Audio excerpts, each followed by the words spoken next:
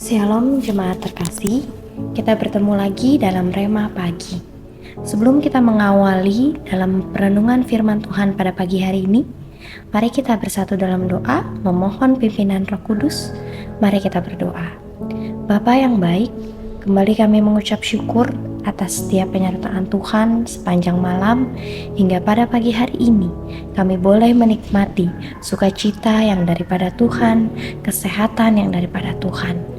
Bapa yang baik, sebelum kami memulai setiap rangkaian aktivitas kami pada hari ini, kami mau menyerahkan sepenuhnya ke dalam tangan kasih-Mu, dan biar kiranya firman Tuhan yang boleh kami dengarkan dan kami renungkan secara bersama-sama boleh saling menguatkan kami untuk hidup dalam setiap rencana-Mu.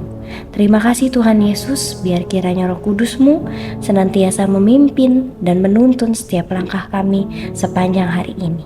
Terpujilah nama-Mu, di dalam nama Tuhan Yesus kami berdoa. Amin. Pagi hari ini kita akan merenungkan firman Tuhan dari 1 Timotius pasalnya yang keempat, ayatnya yang ke-14 sampai dengan 16. Dengan tema bertekun dalam karunia. 1 Timotius 4 ayat 14 sampai 16, demikian firman Tuhan. Jangan lalai dalam mempergunakan karunia yang ada padamu, yang telah diberikan kepadamu oleh nubuat dan dengan penumpangan tangan sidang penatua. Perhatikanlah semuanya itu, hiduplah di dalamnya, supaya kemajuanmu nyata kepada semua orang. Awasilah dirimu sendiri dan awasilah ajaranmu. Bertekunlah dalam semuanya itu, karena dengan berbuat demikian, engkau akan menyelamatkan dirimu dan semua orang yang mendengar engkau. Pada pagi hari ini kita kembali merenungkan dengan 1 Timotius 4 ayat 14-16 ini sampai 16 ini, di mana mengatakan bahwa bertekun dalam karunia. Tema ini merupakan tema yang sangat mudah kita cerna, namun mungkin terkadang sangat sulit kita lakukan. Mengapa? Setiap manusia pada awalnya diberikan berbagai macam karunia. Karunia mengajar, karunia mengasihi, karunia bernubuat, dan lain sebagainya. Akan tetapi, seiring berjalannya waktu, banyak dari kita orang percaya seringkali menjadi lalai dalam mempergunakan karunia yang Tuhan telah tetapkan dalam kehidupan kita.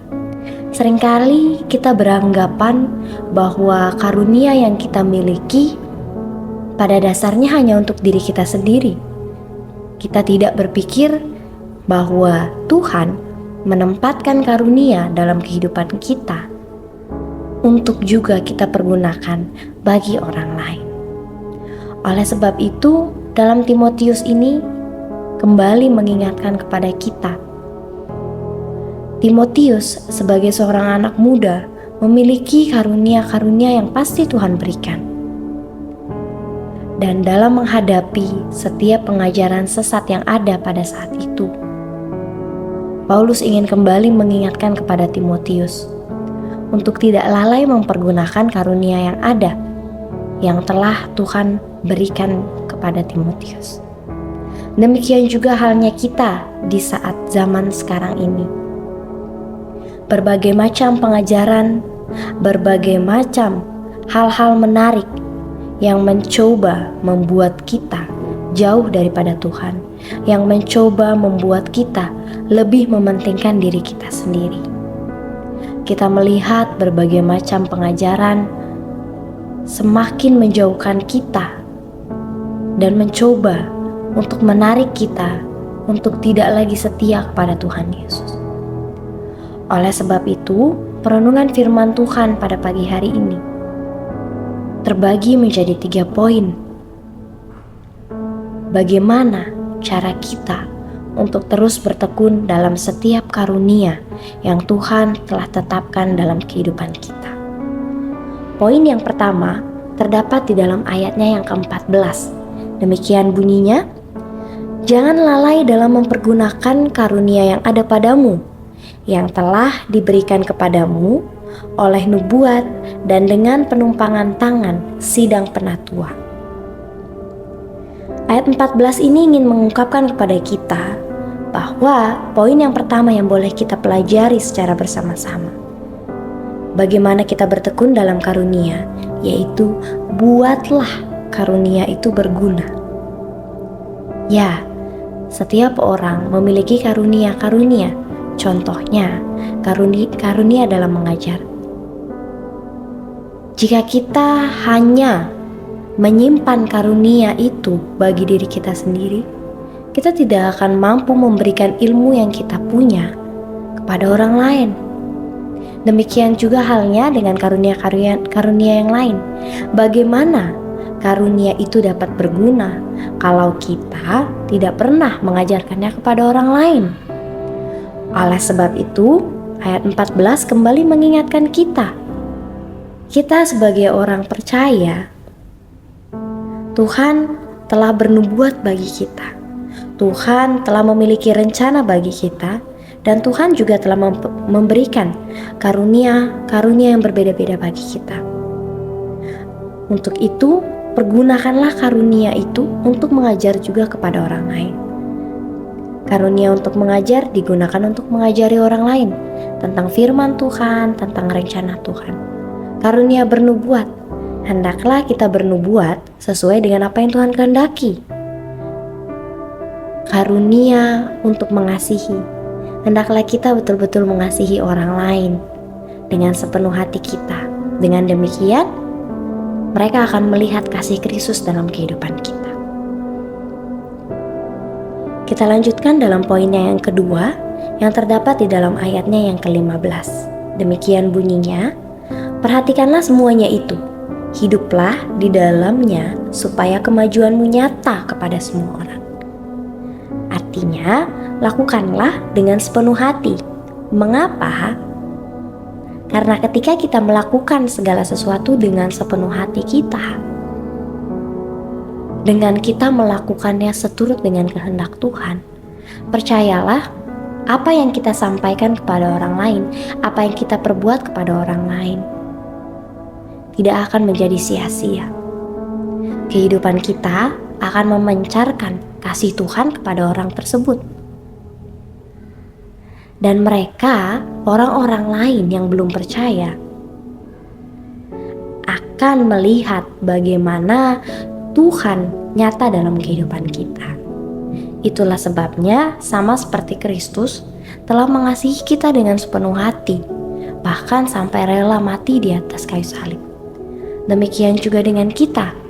Bagaimana kita mau menarik orang untuk kembali ke dalam rencana Tuhan kalau kita melakukannya dengan setengah hati? Kita melakukannya sesuai dengan mood kita. Karena itu, marilah kita secara bersama-sama mempergunakan karunia kita dan melakukannya seturut dengan kehendak Tuhan, juga dengan penuh sukacita, tanpa beban, ataupun tanpa pamrih. Kita lanjutkan dalam poinnya yang ketiga, yang terdapat di dalam ayatnya yang ke-16. Demikian bunyi firman Tuhan, awasilah dirimu sendiri dan awasilah ajaranmu. Bertekunlah dalam semuanya itu, karena dengan berbuat demikian, engkau akan menyelamatkan dirimu dan semua orang yang mendengar engkau. Poin yang ketiga yang bisa kita pelajari adalah konsisten pada diri sendiri dan orang lain. Firman Tuhan sering mengajarkan kepada kita bahwa kita hendaknya mengasihi diri kita sendiri atau kita mengasihi orang lain seperti kita mengasihi diri kita sendiri.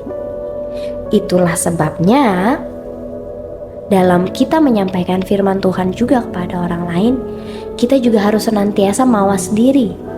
Kita harus senantiasa melihat juga dalam kehidupan kita, apakah kita juga terus berjalan dalam rencana Tuhan, atau kita hanya mengatakannya kepada orang lain tapi diri kita sendiri tidak. Supaya di ayat 16 kembali diingatkan, ketika kita konsisten pada hubungan pribadi kita dengan Tuhan, dan juga menolong orang lain untuk hidup dalam hubungan pribadi dengan Tuhan, maka itu sama saja kita bisa menyelamatkan diri kita dan kita bisa iman kita itu menyelamatkan orang lain juga. Itulah sebabnya konsisten itu artinya terus-menerus, tidak berdasarkan pada situasi, kondisi, atau bahkan keadaan yang ada. Oleh sebab itu, marilah kita bersama-sama untuk senantiasa hidup dalam hubungan pribadi dengan Tuhan dan juga senantiasa membawa banyak orang untuk membangun hubungan pribadi juga dengan Tuhan Yesus, sehingga mereka boleh melihat sukacita yang daripada Tuhan, keselamatan yang telah Tuhan berikan. Kesimpulan Rema pagi hari ini adalah ketekunan, konsistensi, dan kepercayaan diri khususnya kepada Tuhan adalah 3 kunci untuk membuat tujuan Tuhan dalam kehidupan kita menjadi realita. Kalau kita mau banyak orang mengenal Tuhan, maka kita harus memiliki 3 kunci ini. Demikian Rema pada pagi hari ini. Kiranya Rema pagi hari ini kembali mengingatkan kita untuk hidup sungguh-sungguh dalam Tuhan dan mempergunakan karunia yang ada seturut dengan kehendak Tuhan. Selamat beraktivitas, Tuhan Yesus memberkati. Selamat pagi dan shalom.